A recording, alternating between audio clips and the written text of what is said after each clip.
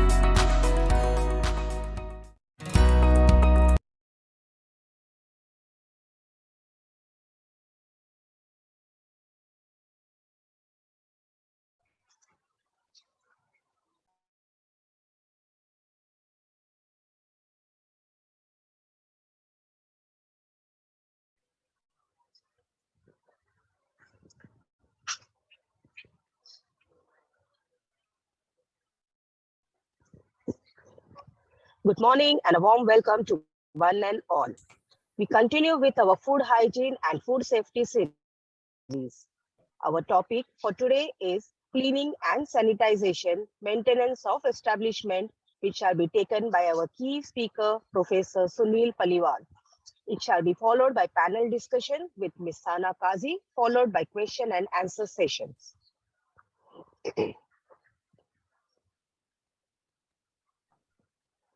Sadgun Sang for food industry. Cleanliness and hygiene has been embedded into the Indian culture since Harappa and Mohenjo-daro times. Cleanliness is equally important when it comes to food and its preparation. Cooking, though a clumsy and multitask-oriented process, needs to be carefully handled to ensure that the resulting product is palatable and contains no foreign material. Food safety and food hygiene are important as they ensure that the food you handle and produce is safe for consumption. If food safety and hygiene are not maintained, consumers could become seriously ill with food poisoning and foodborne illness. Therefore, food safety and food hygiene are of utmost importance to protect the health of consumers.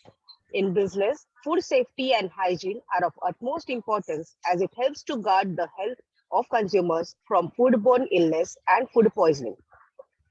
Sicknesses occur when food becomes contaminated by bacteria, viruses, and other germs, making those people unwell who consume the contaminated food. Let's quickly go for today's agenda. Virtual inauguration by Dr. Sundar Kataria, invoking the blessings of deity, chanting of Gayatri Mantra, introduction of the speaker, presentation by Professor Sunil Paliwal, introduction of the panelist, panel discussion and question and answer session, and then we close the session. Sadgun Sang, conceived and led by Dr. Sundar Kataria, driven with a mission to elevate the quality, safety, and environmental awareness levels of industry. Sadgun Sang is a series of educative, informative events aiming to illuminate professionals on possible solutions to current issues of industries and economy. A brief introduction of Dr. Sundar Kataria. He is the chairman and managing director of International Certification Services Private Limited. He's done his mechanical engineer, AMIE. He's also an honorary doctorate in business management. He started his career in building India's first nuclear power plant at Rawat Bhata, Kota, Rajasthan. He contributed in developing India's first oil and gas field at Bombay High since its inception. He was head of the industry and offshore development with DNV for 2 decades. He is the founder of the first Indian conformity assessment and inspection body, also known as International Certification Services Private Limited, which is a provider of total quality solution under single umbrella and wide spectrum of services. He's received Lifetime Achievement Award of NICE Corcon and also received several national and international awards. I now request Dr. Kataria to virtually inaugurate this session.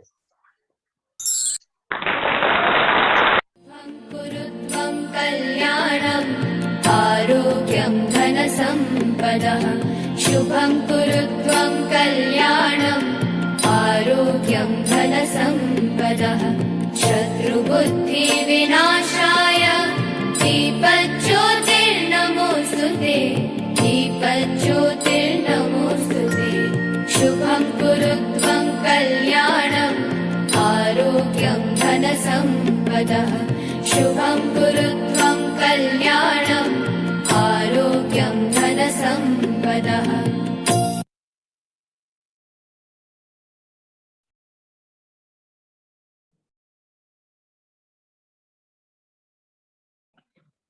Please join us for the recitation of Gayatri Mantra.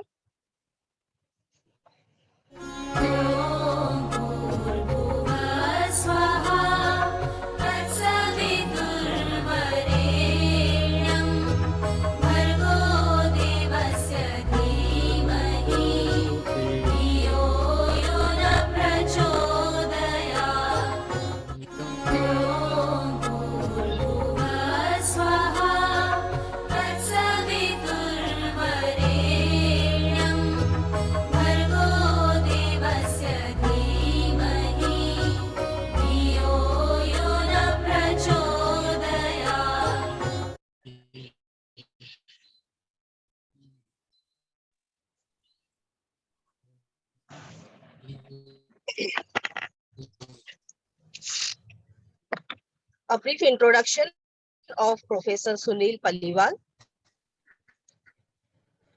He is the director of Pacific Institute of Dairy and Technology, Pacific University, Udaipur.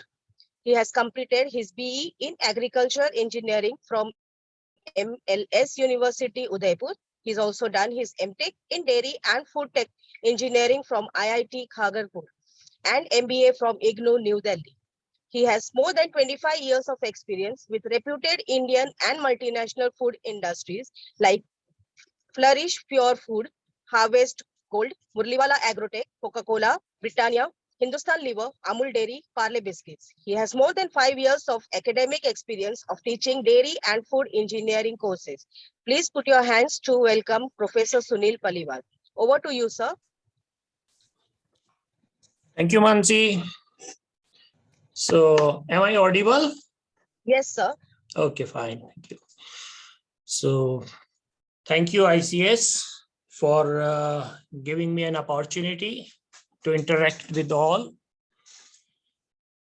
Today, I'll speak on cleaning and sanitization. As Mansi has introduced, I'm Professor Sunil Paliwal. I'm director with Pacific Institute of Dairy and Food Technology, based at Udaipur. So next slide. So we start with cleaning and sanitization, and second part, we will come on maintenance. In the food industries, the food traces and deposits are going to happen on the utensils or equipments. And we all know these deposits will lead to microbial contamination. So it is necessary to remove all these deposits or the traces of foods left out on equipments or utensils. The process of removing these deposits is called cleaning. If you have to do cleaning, we have to have cleaning agents. First, we divide these deposits and the surfaces in two parts. One is the food contact part. The material coming in contact with food, that surface is food contact part, and the part where food material is not coming in contact with food is non-contact part. So when we are dealing with food contact part, we must be careful in selecting cleaning agents. So all cleaning agents cannot be used for food contact surfaces. Now we come to sanitization. Sanitization is one step ahead, that apart from cleaning, we sterile the surface.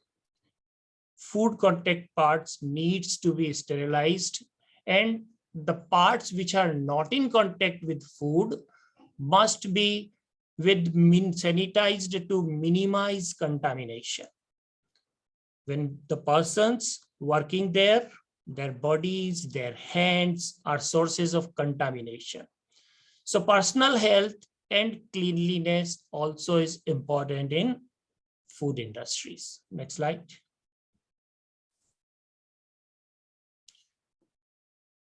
When we deal with the food products, moisture is there.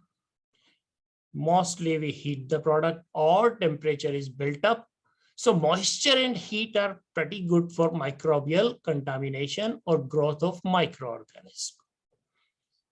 The physiological process of viable microorganisms adversely affect the safety and quality of food products we are manufacturing. During cleaning, care must be taken to protect surface from undue wear. When we are cleaning, there are chances that wear, erosion or corrosion on the surface may happen. So we have to take care of that. Soluble soil, easy to remove. It will dissolve in the water. And when we are washing with water, the soluble soils will go with it. But unsoluble soils, we have to use chemicals. We may have to use heat for removing that. Next. So let's talk of sanitizing materials. Water, the easily available cleaning and sanitizing material. What it does, it carries the dissolved impurities or suspended materials which are there. The water will act as solvent and remove all that. Water, suppose we are using jetting. So the pressure of jet, that also help in applying a physical force over the surface, and the soils or deposits can be removed with that. If we want to heat up, like for cleaning, we use sometimes warm water, hot water. So water is a source of heating also. You can build up the temperature and it helps in removing the soil or deposits. Heat, an important part. We use warm water if we are cleaning with the hand. But if we are cleaning with some mechanical means, then near boiling water is used for cleaning. So heating will help in removing the impurities easily. Steam, for contact surfaces, once it is cleaned or sanitized, we need to dry it.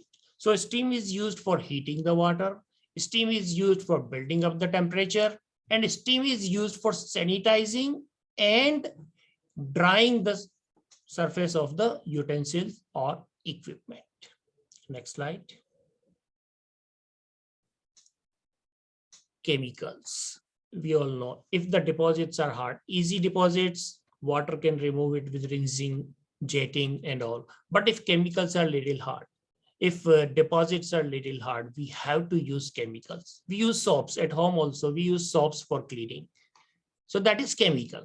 So chemical required for two principal purposes. First is to soften the deposits which are hard.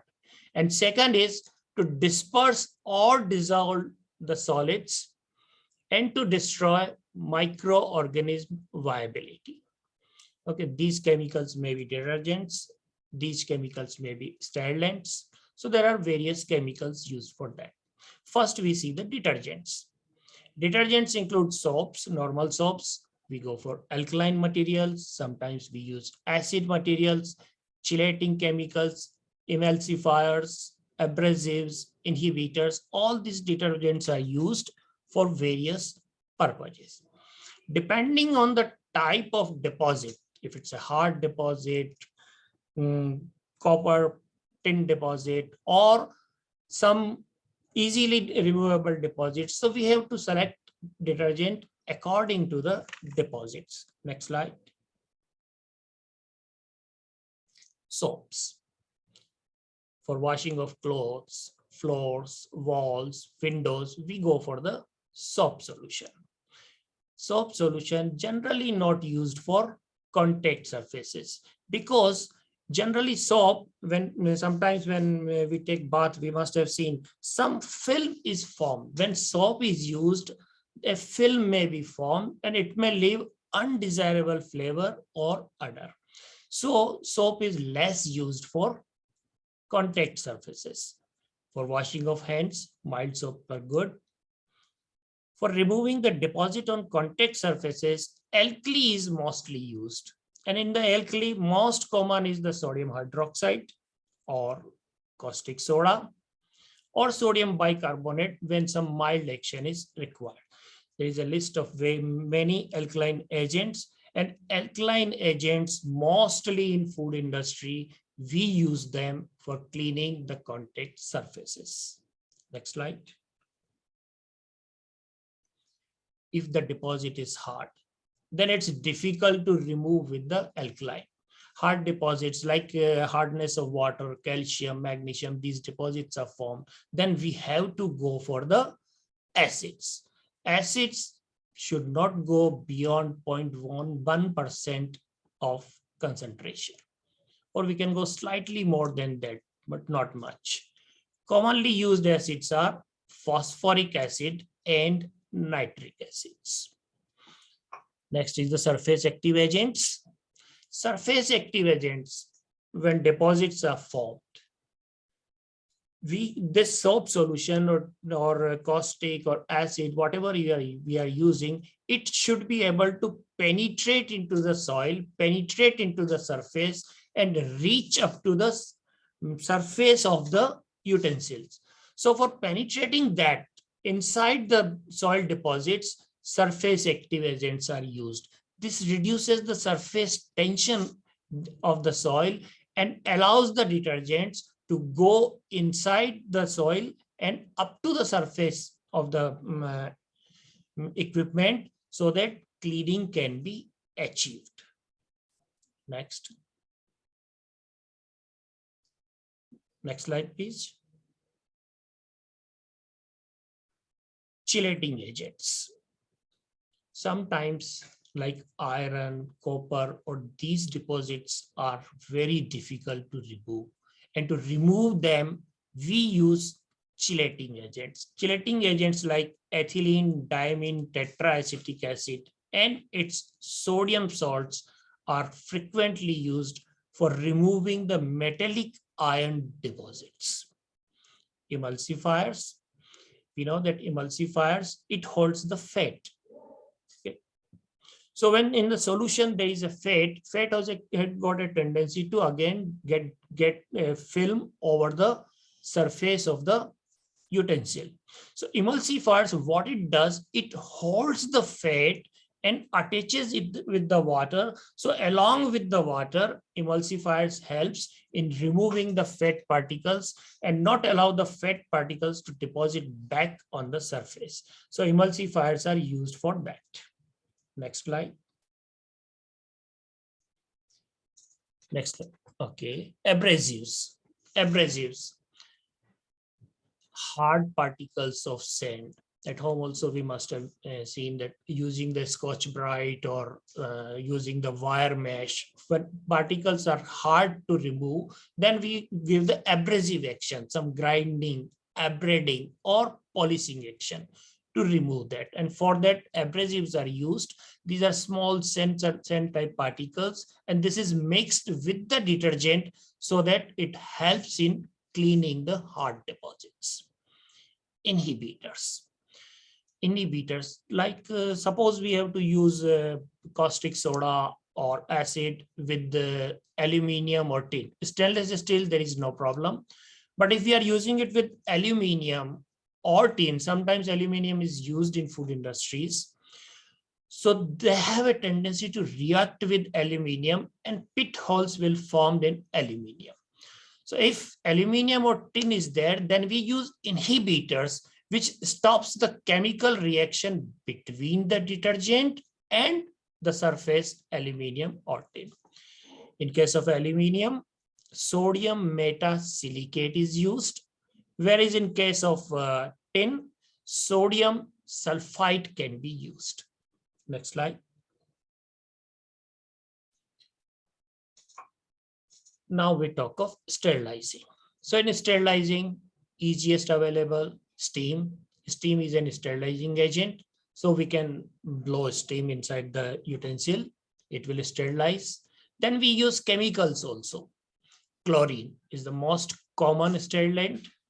The solution of sodium or calcium hypochlorite is used, which releases chlorine. Chlorine is an sterilant, kills the microorganism.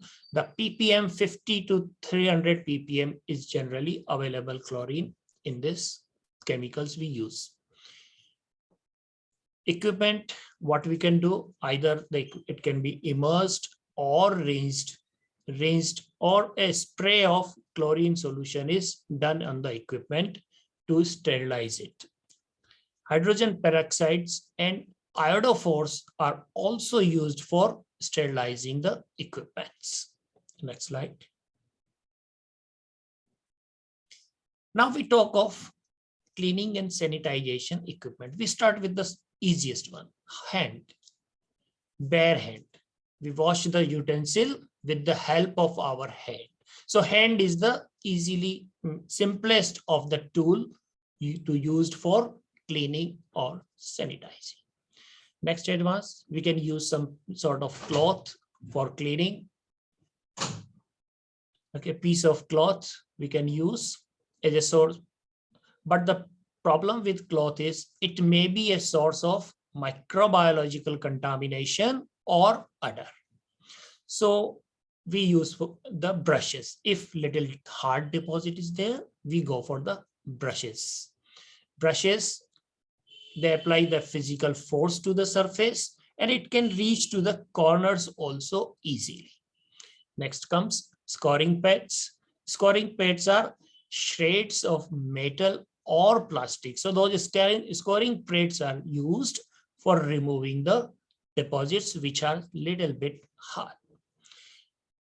During washing, sometimes we use jet. With the help of jet, high pressure is created or a rapid movement of solvent or water is done to remove the deposits. This water can be heated up also. If we are using hand, it is warm water we use. If it is mechanical means, then we go for the boiling water.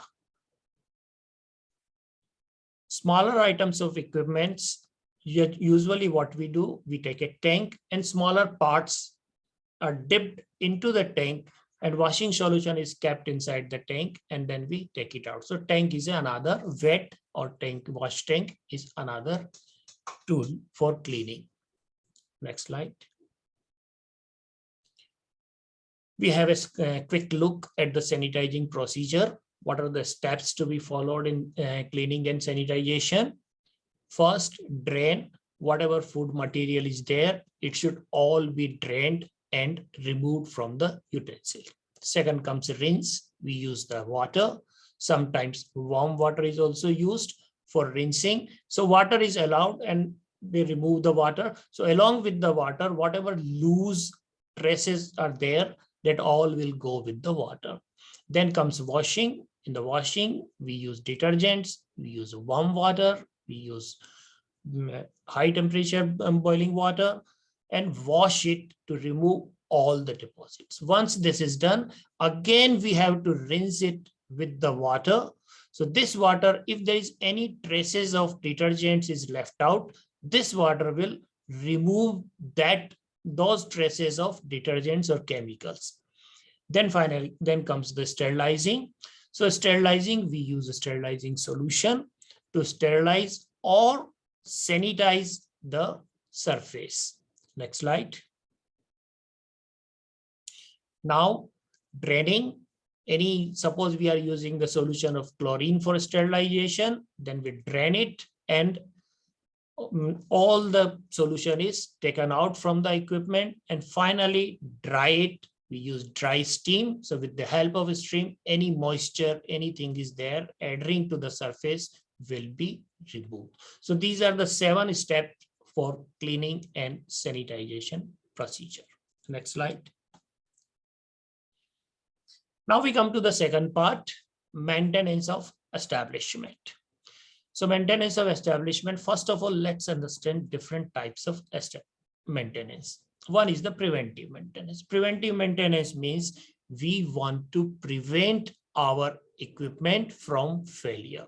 And for that, a daily maintenance, daily cleaning, inspection, oiling, or a time-based maintenance is organized. This is designed to retain healthy condition of equipment and prevent any failure. Again, this is divided into 2 parts. One is the periodic maintenance, another is predictive maintenance. Periodic maintenance is time-based maintenance. Time-based means we made a schedule. Periodically, this is the time we will be inspecting, servicing, cleaning various equipments, okay, so that sudden failure is not there. Another is a predictive maintenance. In predictive maintenance, what we do, we diagnose the inspection details and study if there is any failure may going to happen. And if there is any chance, then we do the maintenance. So that is predictive. We predict that this part may fail in a week or 10 days. So that is predictive maintenance. Next slide.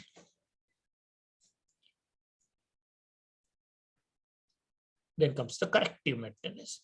Corrective maintenance, when we do the preventive maintenance, we understand that there are some issues, some problems, some weaknesses in the design. So what we do, we improve it. We improve those weaknesses and we improve it and correct it. Okay, so that these problems should not occur. That is corrective maintenance. Breakdown maintenance, generally we do not want breakdown maintenance, because if the breakdown maintenance comes, then there may be loss of production. But wherever we have sufficient spares available, or like suppose we have pump, we have two pump, one standby pump is there. In that case, suppose one pump fail, then my standby pump will continue with the production. In that case, we can go for breakdown maintenance. So breakdown maintenance is we can do only where there is no significant loss to the equipment or production. Basically, production process should not hamper. Maintenance prevention. Why we need maintenance? Why preventive maintenance? So maintenance prevention is, why don't we prevent it right at first step? So what we do, whatever the data we get, whatever the record we get, we analyze what are the weaknesses in this equipment, which is leading to maintenance. And in the design, when we design a new equipment, we remove those problems so that no maintenance is required. Okay, that is maintenance prevention. Means we want to prevent the maintenance itself. Next slide. Preventive maintenance program. This is for food engineers, a most important program. We divide it into basically 4 parts. First part, when we use this program, the first part is a preparatory part of PMP. Preparatory part means we collect all basic informations. We collect all the installation informations and record it properly. That is the first part. So we have all the informations about the equipments on record. That is first part. Second part is known as inspection schedule. So we prepare an inspection schedule. We identify what are the inspection objectives. When we have to inspect it, what will be the frequency, what will be the lubrication schedule, what will be the routine spare parts change schedule, what will be the replacement program. All these things are identified, and that comes into the second part. Next slide. Third part. The third part is we decide, it is the action part. In action part, we decide that if any action is to be done, who will do it, by whom, how it will be done, when this action is to be taken, and how this action will be completed. This also included who will inspect that whether the action has been taken correctly, or who will certify that yes, this is completed successfully. So that also is decided, and that comes into the third part of this program. This is the most important part. Then comes the fourth part. Everything, when you go to the top management, they will ask how much cost, how much budget.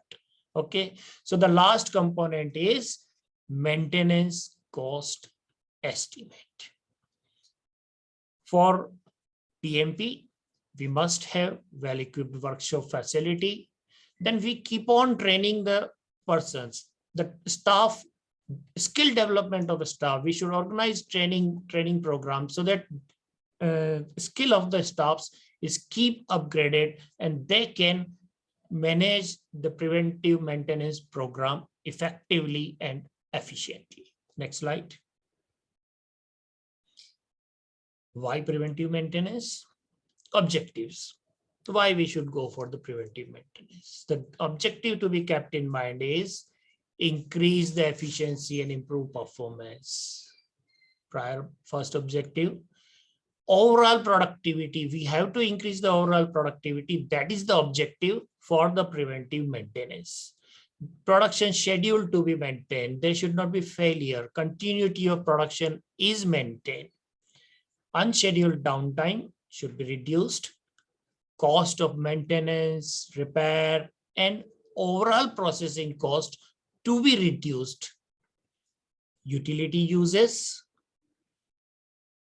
property and personal hazards should be minimized, and raw materials and cost of fuel, etc., has to be conserved or reduced. So these are the main objectives of preventive maintenance program.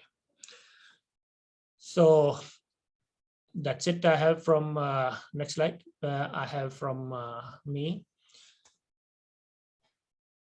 Thank you. Thank you, everybody.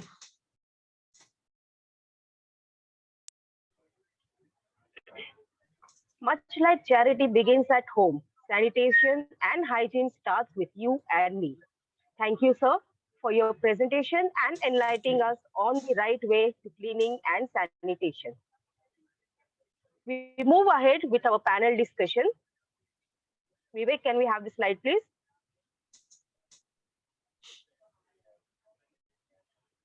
Our panelists are Dr. Sundar Kataria, Professor Sunil Paliwal, Ms. Sana Kazi, and Mr. Anand Pal Singh.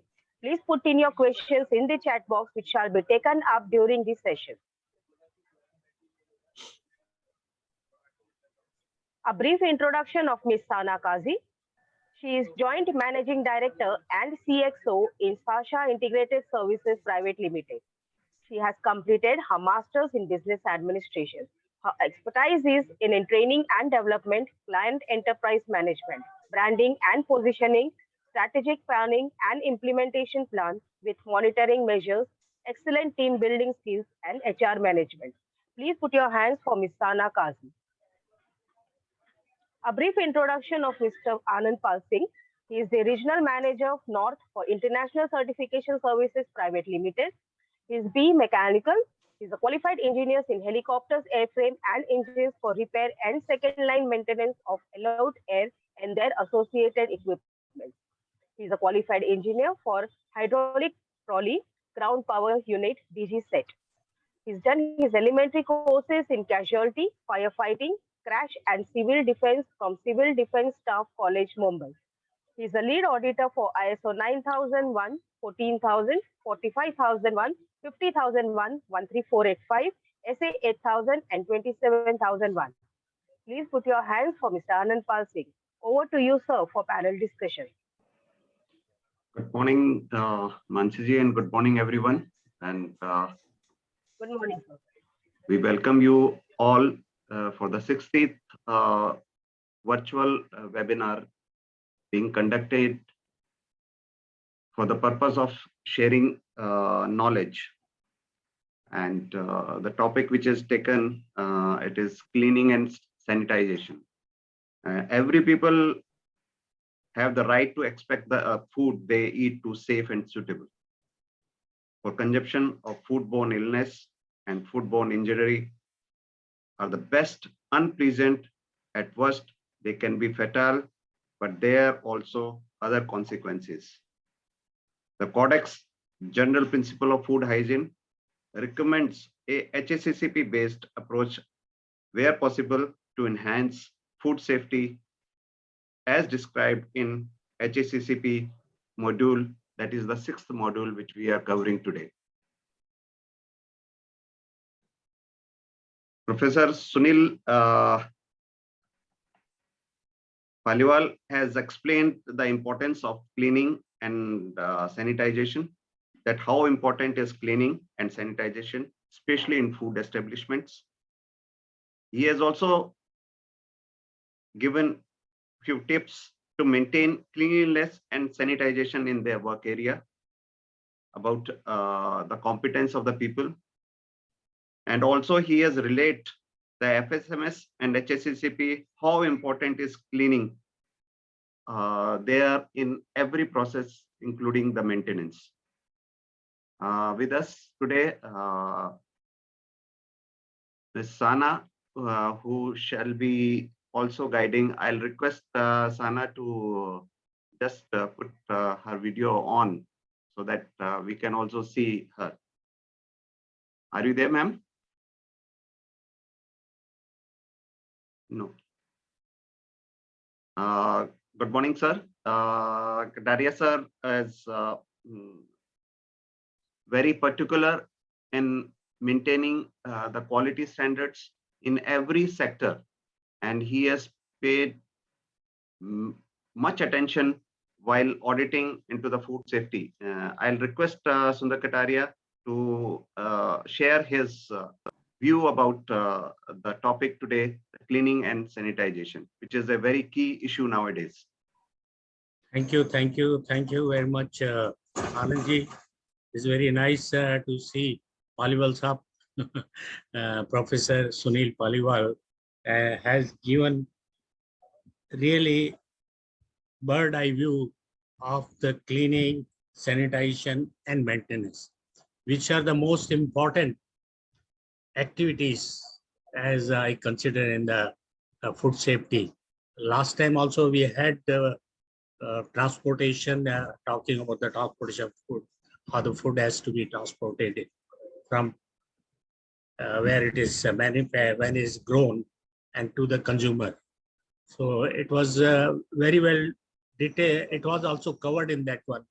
But Paliwal sir has explained us what are the means, what are the methods we can use, what are the chemicals required, what are the, depending upon the contamination, how it can be cleaned.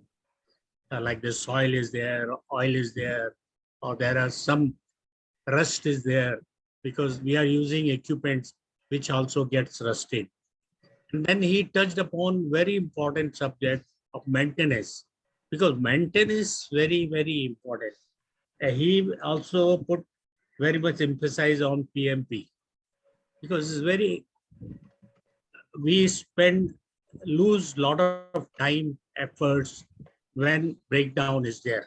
Entire production is hampered. We lose a lot of money. Not only that, especially in food safety, you think of, you are making chocolate, which is continuous process. If you have breakdown, now how much chocolate will get wasted, which will get more burned, or it will gel before it is cakes are made, or it slices are done, or packing is done. Plus, it can also get contaminated because this may overflow on the floor. So there are a lot of things which goes into. And my experience goes, we have to have, because especially if you take the, which is the industries, like we take agro industries, there we need to improve a lot. That's what I feel. Now, of course, a lot of malls have come, a lot of supermarkets have come. They demand that whatever food products are there is nicely packed, it's not contaminated. The secondary pack is also there. Then they also emphasize on the that cleaning is, sanitization is most important. So we are missing Miss Sana. She is from the industries, and she could have given us very good inputs. I think we'll try to contact her. If she can join us, it will be very nice, because we can, as the first-hand information from her, how they control this sanitization and cleaning process. So this is very critical. I feel in the food industries, we should take care, especially our auditors should focus. Especially when I do the audit, I always go to nicks and corners of those where the food is received and how it is cleaned and sanitized. And then how it goes to storage, from storage how it goes for the manufacturing, cooking, and processing. So these are the most important things, I feel. And also I will emphasize that personal hygiene also plays very important. Personal hygiene, yeah. Thank you, thank you. Thank you, sir. It was very well said that when we are auditing, and when we as a technical experts, we are going into the organization, we must give our value addition to those customers who are seeking and looking towards us every time. Professor Sunil Paliwal, you were saying about the cleaning process and sanitization process. How to select the which cleaning material or chemical to be used? Is there any standard for that? See, it all depends on what type of deposit you have. Cleaning material is accordingly needs to be selected. Suppose these are easily removable deposits. In that case, alkali detergents are good enough, and with the help of alkali, you can remove it. But suppose hard water is there, or some hard soils are deposited over the surface, which you cannot remove easily from acid. In that case, you may have to go for acid cleaning.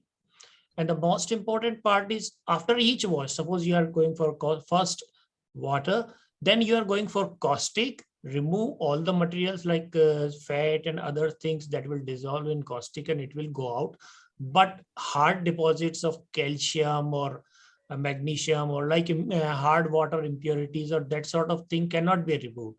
So you go for acid and then again you rinse it. Every time you rinse everything. This is the process we should follow. Right, sir. Definitely, this required a lot of competence and experience to the person who is handling that particular thing. Anandji, on this, I would like to put some light.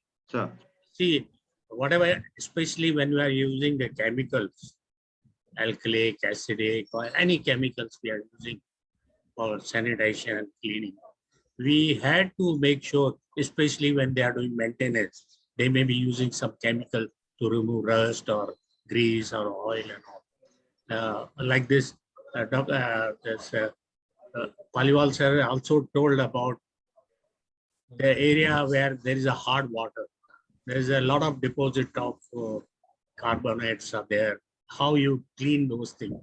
Because not only it is affecting your loss of heat, because you are not able to get the right temperature, and that has to be cleaned.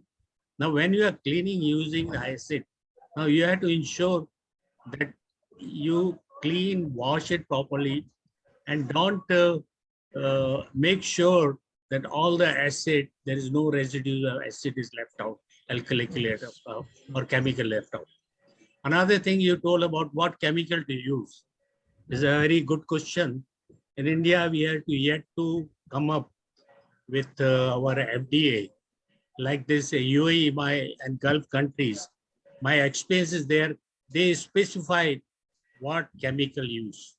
Even they specify the brand, which brand to be used, because they are taking a lot of care. So in India also that practice has to be followed. So the chemical agents are very important. absolutely. It should be specified every. Yeah, It should be specified. Yes, it should be specified. Like we use pest control. The pest, those chemicals are specified. What same thing for cleaning, sanitation, we should specify. Thank you. Thank you, sir. Thank you. As per the condition of license, which is given by food safety standards, that is licensing and registration of food business, Regulation 2011.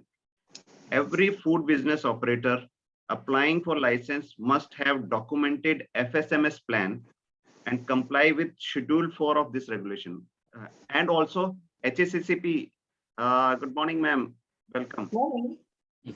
Good morning. Good morning. Good morning, madam.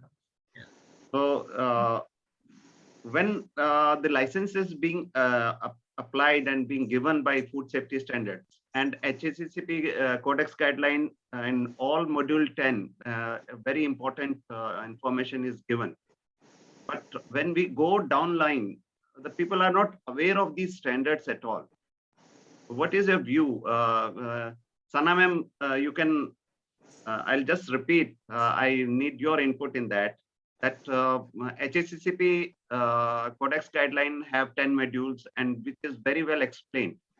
Also, the food safety standards Schedule 4 has given very good guidelines to the industry to have the requirements with relate to food.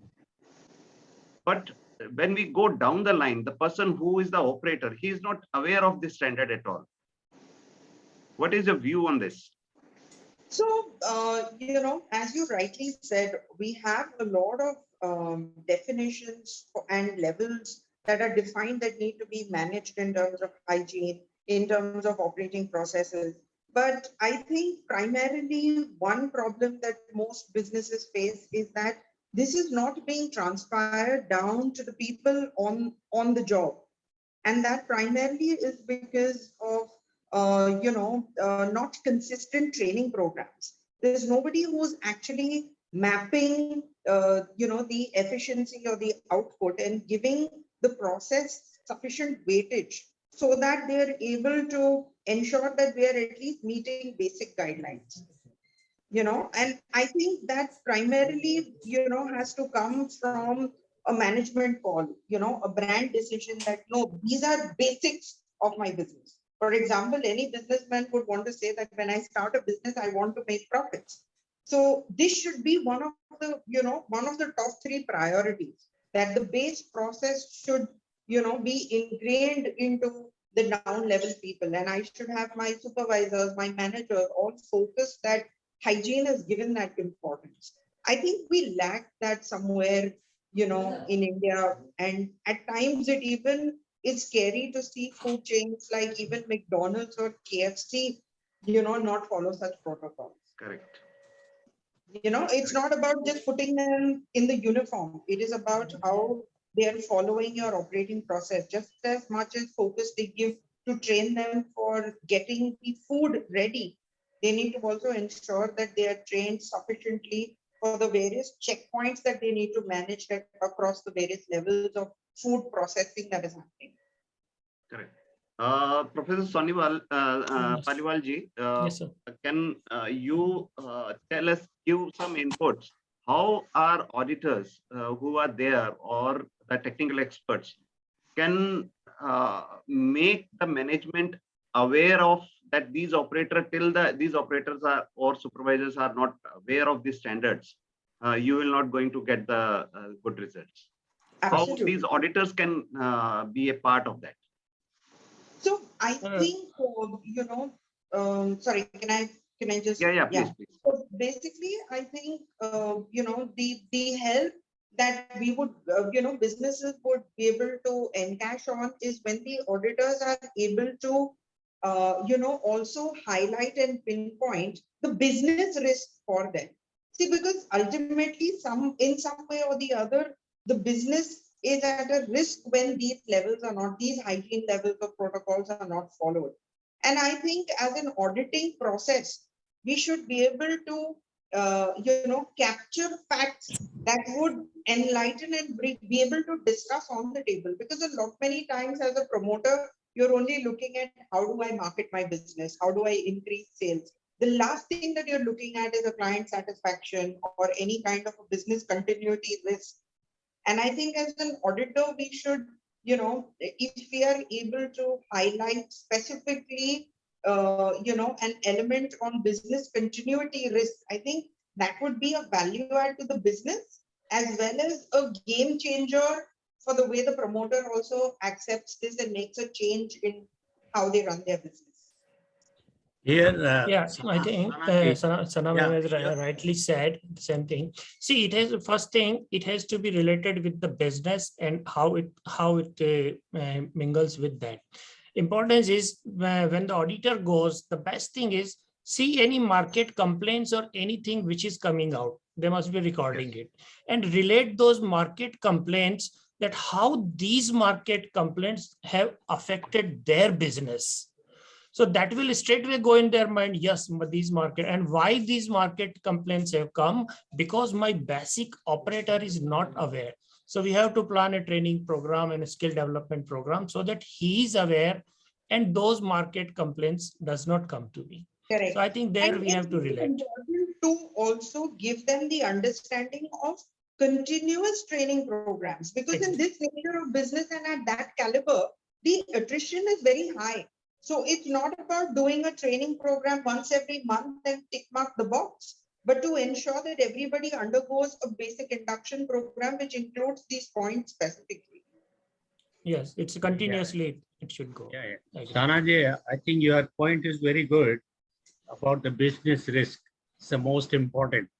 In Absolutely. HACCP, we should carry out this risk also. Like this is not very old episode of the Cadbury. Everybody knows Yes, how they lost such a huge market because absolutely. of not having proper cleaning. Yes. So that is, I think we should highlight such things that it is a very high business risk. You lose your brand equity, you lose your production because you have to stop the production and undergo major changes, major overhaul of your system. PMP is very important. I think that plays, maintenance also plays very important. Yeah. So we'll definitely take care. This Dr. business. Kataria, I don't know, but I think sometime back I did also read that KFC was exposed to something like this, wherein a customer found that the food product was not up to the mark and was spoiled, you know. And this basically is a business process risk because this is a fast food chain. These are the basic things that they should have in order. So you can imagine the various levels from resource to, you know, the procurement to everybody have missed out on the quality check of the product before it is being served to the client. So it's a huge business risk. Yeah, Mr. Rakesh Uday has also put a concern, and it is very valid concern that basically we are doing best, but we are getting the microbial contamination in air. So how to get reduce and which step will apply on this? Uh, this is inside the industry factory environment he's talking. If he's Yeah. talking inside the factory environment, that there are various filters are available, micro filters, and these sort of filters are available. So what basically he has to do is he has to use a system of circulating the air, and if this air is to be passed through the microfilters, various microfilters are available. So according to need, he can select which filter is the best. So I think that's the best solution to clean the air. Even you can sterile the air with the microfilters. Yes, but that will again depend upon the ambient air because you are in different areas, so different microbes are there. Industrial area, or you are in the villages, or you are outskirt of this. So you have to, HEPA filters are there. Of course, there are experts who can undergo this cleaning requirement of the air.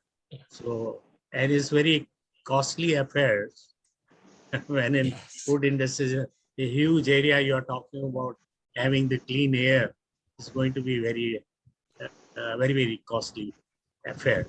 So I think Sana has been responsible for many of the industries. So she can light on that. How can that?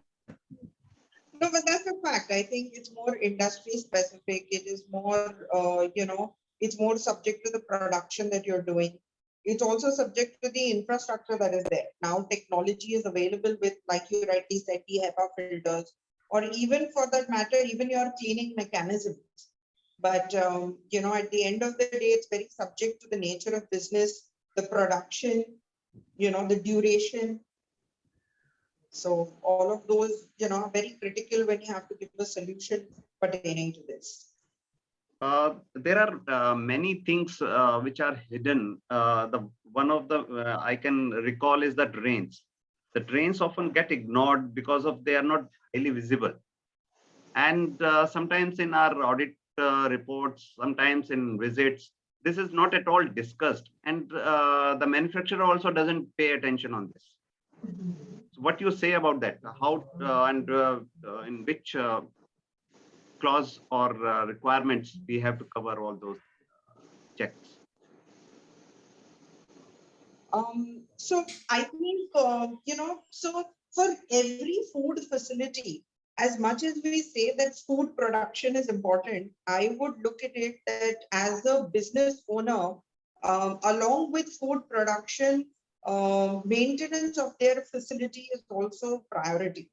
So like you rightly said, you don't pay attention to things like drainage. You don't pay attention to things like schedule and when, you know, the waste goes out, all of these things are very critical because I'm sure, you know, in food industry, you have perishable items. You have items that, create an odor in the smell because of disintegration. So there are a lot of aspects in food.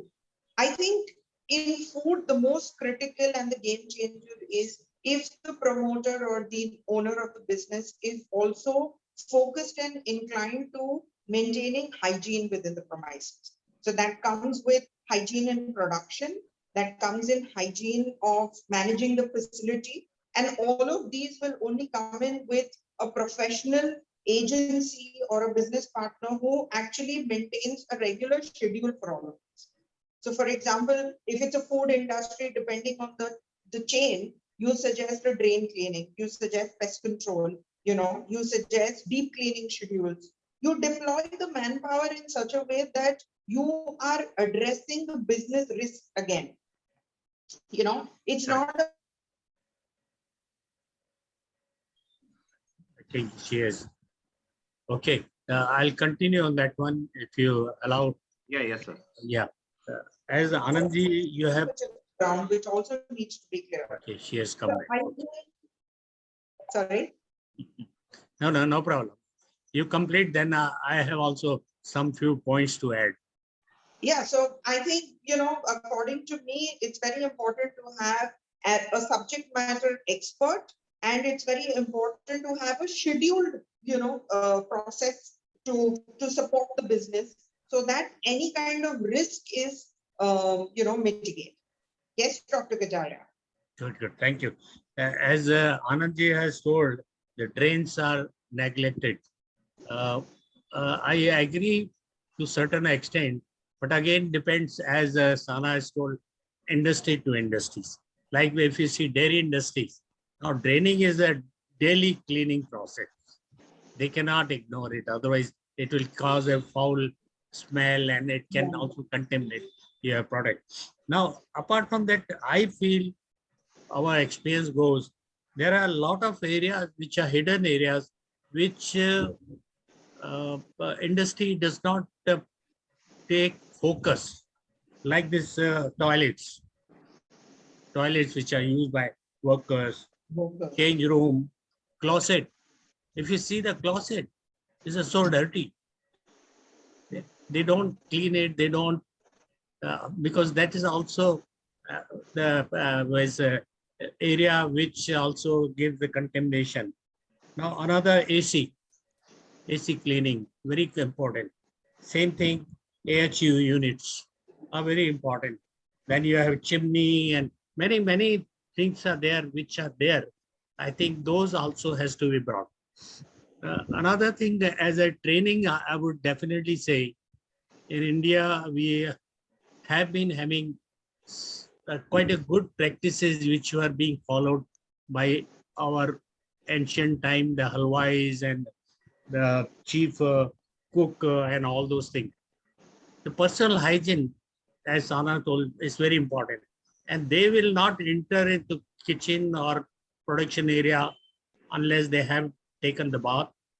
They have changed their clothes for the purpose where they are going. And those good manufacturing practice we have been following. Even today, if you go to temples, where the cooking area is there, they are very clean. They have taken bath and then they enter into kitchen. Correct. So personal hygiene plays very important. And clothes also. Yeah. Thank you. You know, also, Dr. Kajaria, many times in our country, we consider utility cleaning as a separate division. And utility cleaning, everybody thinks that doesn't require a skill. Ultimately, it's just washing of dishes and, setting it back. But believe me, that is also the most critical aspect in food business. Because if the utensils are not cleaned and have any element of residue left behind, that creates a problem from where your bacteria start spreading or your, contamination starts spreading. Right. So that is also something that, we per se don't give importance to. We say that utility is the lowest cadre just get people to wash the dishes, but that's not the point. It is very important for them to do their job responsibility, and they should be told that, you know, there are risks to the business if they are not able to fulfill the requirement that, you know, they are there for. Correct. So monitoring is very important. Very important. In this sanitization, Professor Sunil Paliwal has very well explained about the cleaning and the sanitization, and the difference is also, it was very well explained. Here my question is that in sanitization, how to verify the effectiveness, because there are certain swab tests being done, UV flashlight and various other technologies are being used. So how to verify the effectiveness of the sanitization? So, I mean, you know, I think we are still in the stage where we are getting exposed to the fact that we have to start increase in the frequency of sanitization. So measuring of sanitization as of today, there are multiple gadgets that are available in the market. However, my take to this is that to depend on a gadget, you would again need a person to sit and monitor, you know, the infection levels. Instead, again, you get a subject matter expert. For a food production person, he will not be able to add the kind of value that a housekeeping, you know, kind of person would be able to do to manage the cleanliness of the facility. And therefore, get subject matter experts, you know, keep checking on the frequency of cleaning within your facility, and ensure at the end of the day that through training, you're making each and every employee and representative of your business aware why the place has to be clean. So, you know, this is something that has to become the culture of the business. And that's what makes it successful. There's no point in having one auditor or a supervisor or a manager or a gadget which will keep telling you, oh, now the level has increased, now get a cleaning done. For the level of contamination to have reached there again must have been some process which has not followed. Let's focus on making sure that our cleaning processes are, you know, actual processes are followed so that we don't reach that level of, you know, contamination. Correct. Sorry, my viewpoint is slightly different, but it just helps when you have everybody engaged and understand that while, if I'm the owner of the business, while I want my business to be successful, I want each and every person working here to be safe, to be able to contribute to the brand value and ensure that, you know, we are all taking it to the next level. Absolutely. Uh, Sunil an- Paliwal ji, yeah. Answer. Actually, I have another meeting scheduled, so I may have to leave now. No issue, sir. No issue. Okay, And so we it appreciate. was very nice hearing Sana ma'am and Kadaria sir. It was very nice interacting with all of you. But since I have an appointment, so I'm sorry I'll have to leave now. So thank you, thank you. Thank you very much. Thank you. And thank we you also very much for thank giving me this Sunil Paliwal for opportunity. his valuable inputs during his presentation. It was very well explained, although you have covered each and every aspects of cleaning and sanitization requirement. Thank you very much, sir. And Thank you. we wish you to be a part of this team for So definitely, safety. it's really nice interacting with all of you. Thank you. Thank you very much. Thank you. Thank you. Yeah. Dr. Kataria, would you like to add, as I was having a question of this effectiveness of sanitization? Yeah, effectiveness, I think Ms. Sana has already given you input. One thing, effectiveness, if you see, swab test, it is little costly and time taking. But nowadays equipments are available where you can know it with optical instruments are there, which you can see it and you can do it. Only these equipments are little costly. People have been trained how to use it. As she has emphasized that utility people should be separate. They should be trained for that activities.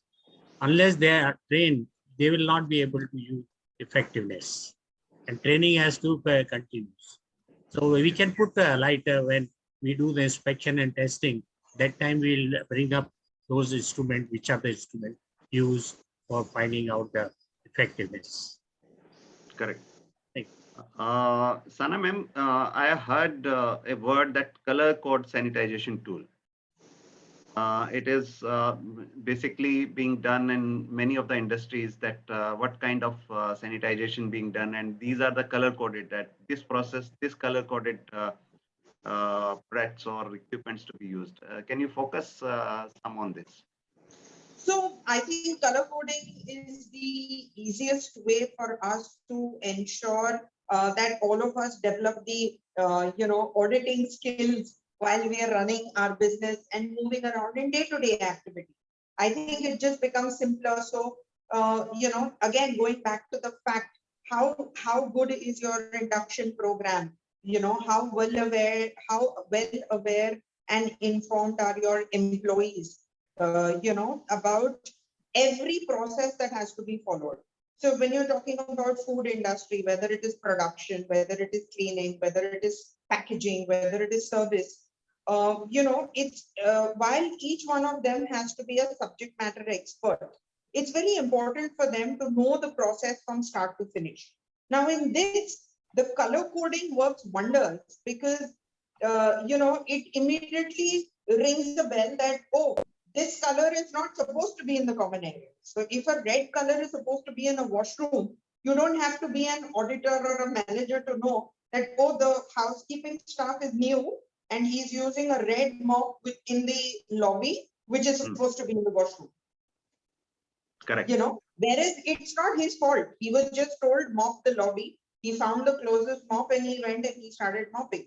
But the fact is, it boils down to the control of the risk that the business is exposed to by using a mop which is used in the washroom in a common area. So while we say that it increases inventory for businesses because of color coding, you have to use different gloves for different activities, you have to use different mops for different activities. Yes, it is an expense, but it is a good investment to your Good business. investment. Yeah, I because think the level of absolutely. people, yes. Absolutely. And it makes it simpler. See, everybody doesn't have the instinct of being a supervisor. Everybody doesn't have the instinct of being an auditor. But when you're told that this red color is supposed to be in a washroom, it doesn't take me to be a manager to tell him, "Arey, wo mop khali washroom ka hai. Washroom mein use karo." So I think color coding works while it is an expense because businesses have to make that capex investment for different items in different areas. They have to invest in training so that everybody is informed about it. Like a food production person could say, why do I need to know what is the color of mop used in the washroom? No, it's important because the minute you see the wrong color in the wrong place, you will be the one to stop it. So that onus, that responsibility, that attachment to the brand is also generated through this, wherein you start feeling responsible. And I think that's what works in the long run, especially in growing business. Yeah. Generally, it has been seen that the equipment, whenever it is broke down, it is repaired. And then this cleaning and sanitization requirement is missed. Predictive maintenance, yes, definitely it is being covered, but more of the time, a sudden breakdown, it is being repaired or some part is replaced, but the cleaning and sanitization is missing. That is a very key issue nowadays. Yes. Again, this is the challenge of the subject matter person not being allotted the job. So if you have an agency or a professional or a trained person who is focused on looking at cleaning and maintaining your facility, all your equipment, all your cleaning processes will all fall into place as per a schedule, and that will be part of their job role. So somewhere down the line, nobody can say that, oh, this was not done for the last 2 months because we forgot, or because we were busy in a launch, or because we were setting up a new menu.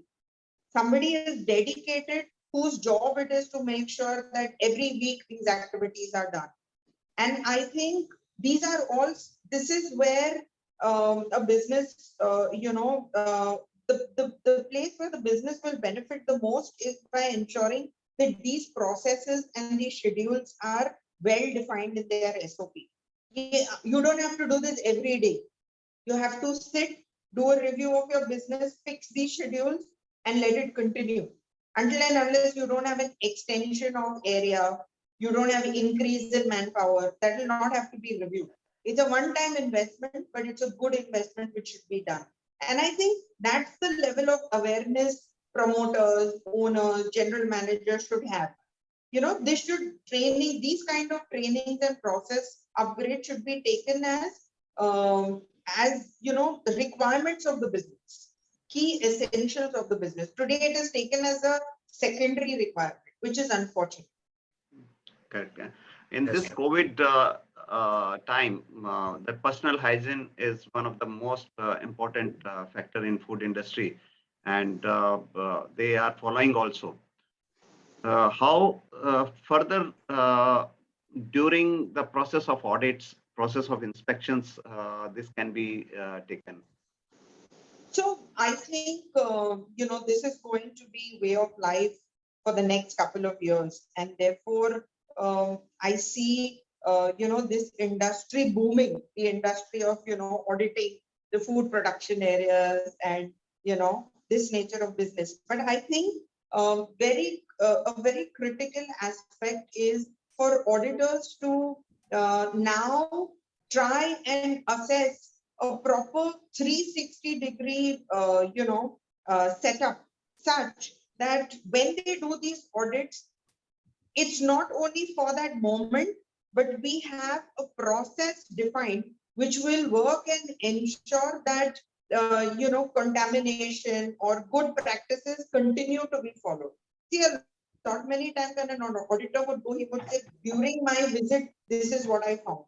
But a root cause analysis of it, and on the finding, ensuring that the root cause is addressed with a proper training, with a proper acknowledgement to the management is very important. Because at the end of the day, when we're doing an audit, we also want to give them a solution which will last, Correct. right? So I think that's an approach that we need to take. So our reports now, after we do an audit, should be more basis of a root cause analysis and should very clearly indicate a short-term solution and a long-term solution, which we should see through implementation. So post the implementation, we should do a re-audit and close that NC. And I think this will work both ways for the auditor also, because they have conducted and found it, and for the brand as well, because they're reassured that yes, whatever audit I have done is closed. Correct. Yeah. I think you have brought very, very valid point. And only we have to increase the audit time by when we have to do also corrective action, closure of cars, non-conformities. There we can see what action manufacturer has taken, Yes. what improvement he has made, whether improvement is effective or not. So that can be done. One things which I want to bring it in this audience, that we are talking about the cleaning and all those things in various activities like the storage and cleaning area, production area. We had to not forget about the production area, cleaning. That is on the critical path. Why I say, take small potato chips which we eat. If you see the process it goes under many activities before the potato chips is packed and brought it. Like this, if you see production, we are talking about a big manufacturer where every day he is producing maybe 1 ton, 2 ton of potato chips and 10 ton of potato chips. Now, if you see the process, first thing potatoes are bought from the storage, then it is clean and washed. And in washing, again, those equipments are clean or not. A lot of dirt comes out and other things, how it is. Even there are rotten potatoes also, they have to segregate. So there is a contamination taking place. Then he has to take, again, the boiling. He has to, in steam, they do it heating or in the water, they boil it. After boiling, again, there also there will be some contamination. Then it comes to your, what you call it, peeling. The skin has to be removed.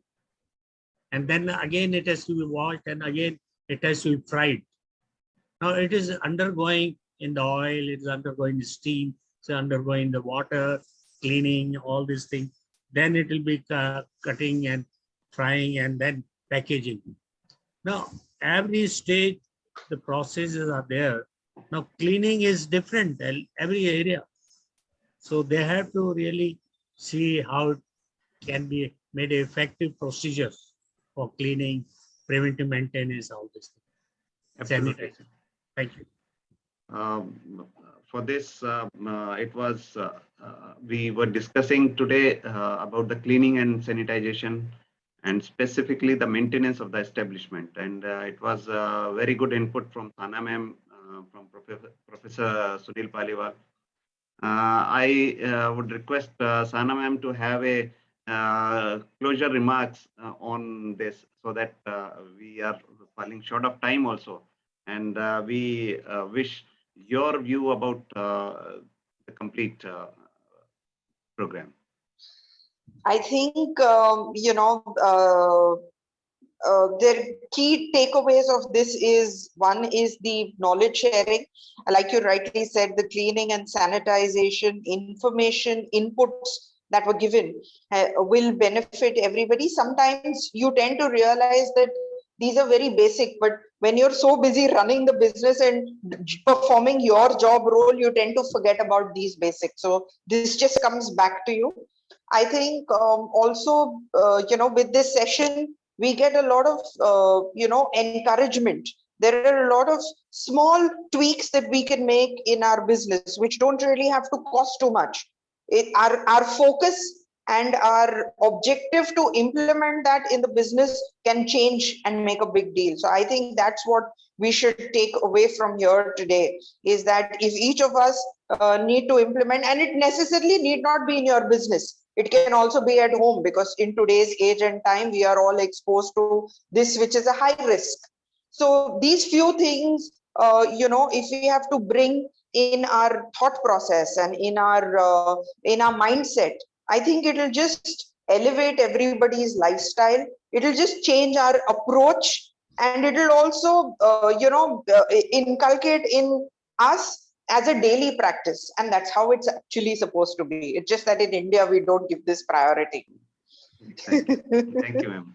And with this Sadgun Sang, the concept of Dr. Kataria, many of the people are enriched with a lot of knowledge, and people are coming and giving their expert advice.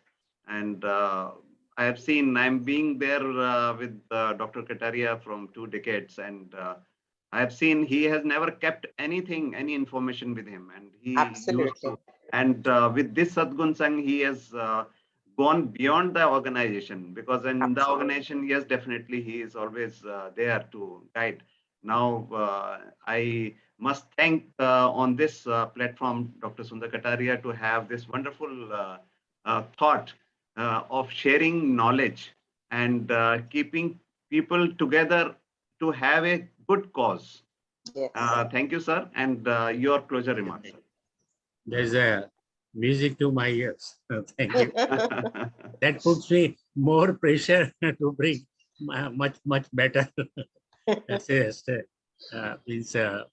we'll try our best to bring the best talent what is available in India, to bring it together. Thank you. Thank you. Thank you, Thank you, Sana. ma'am. It was. I was really amazed to see your knowledge on the food, and very valid point which you brought it. Even the soft skill, people attitude, really is excellent. Thank you so much, sir. Thank you. Thank you. We have a great deal to thank ICS, because all of this is thankfully for the ISO training that's ingrained in me. Yeah. Correct. Thank you. Very Thank you. true. Thank you so much. Thank you, Correct. ma'am, and thank you, sir. And over to Mansi.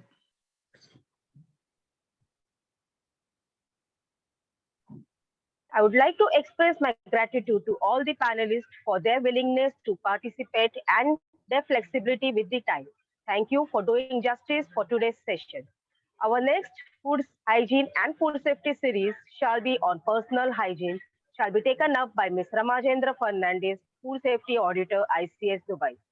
Please follow us on social media platforms and register on our website www.sadgunsang.org to get updates on past and future webinars. ICS is pleased to provide you all its research and development. We have published books into Integrated Management System for QMS, CMS, and OSHAs, Excellence in Education Management, ISO made easy in Gujarati, Marathi, Telugu, and Hindi. You can contact us for reading for these books. Your feedback is of utmost importance to us. Please register on our website and provide your feedback. Thank you for being part of the Sadgun Sang. Take care, stay safe, and wish you all a happy weekend. Thank you, ma'am.